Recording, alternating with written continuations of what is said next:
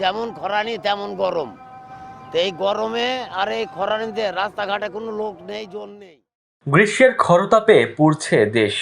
গত কয়েকদিন ধরে ঊর্ধ্বমুখী তাপমাত্রা, তীব্র তাপপ্রবাহে হাঁসফাঁস অবস্থা প্রকৃতিতে। গরমের দাপটে যেন ক্লান্ত হয়ে পড়েছে মানুষ ও প্রাণীকুল। সবচেয়ে বেশি নাকাল অবস্থা খেটে খাওয়া দিনমজুর মানুষের। বাইরে বের হয়ে অনেকে অসুস্থ হয়ে পড়েছেন। দিন এনে দিন খাওয়া মানুষগুলো সূর্যের তাপ মাথায় নিয়ে করছেন জীবিকার সন্ধান। কাজ না পেয়ে অনেকে আশ্রয় নেন গাছের ছায়ায়। এদিকে শনিবার দুপুর ৩টার দিকে নওগাঁয় তাপমাত্রা রেকর্ড করা হয়েছে 40 ডিগ্রি সেলসিয়াস।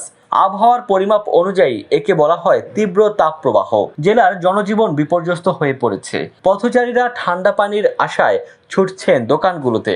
এদিকে তাপপ্রবাহের কারণে গলে গেছে সড়কের পিচ। এতে দুর্ঘটনার সংখ্যায় রয়েছেন নওগাঁ জেলাবাসী। নিম্নমানের সামগ্রী দিয়ে সড়ক নির্মাণ করায় এমন বেহাল দশা বলে অভিযোগ স্থানীয়দের। মেহেরপুরে প্রচণ্ড তাপপ্রবাহ বইছে। বেলা বাড়ার সঙ্গে সঙ্গে বাড়তে থাকে তাপমাত্রা। শনিবার রেকর্ড করা হয়েছে 40 ডিগ্রি সেলসিয়াস। শুষ্ক বাতাস ও প্রখর রোদে রাস্তাঘাটে লোক সমাগম কম।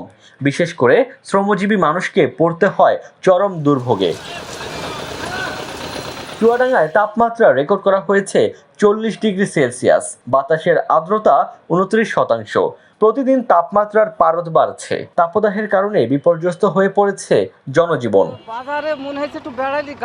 এদিকে তীব্র খরতাপ উপেক্ষা করে মাঠে চাষাবাদে ব্যস্ত কৃষক। গাইবান্ধায় রোদ মাথায় নিয়ে আমন ধান কেটে ঘরে তুলছেন কৃষকরা।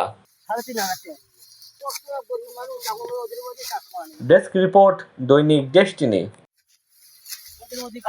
কষ্ট হলেও করা নাকি গরিব মানুষ।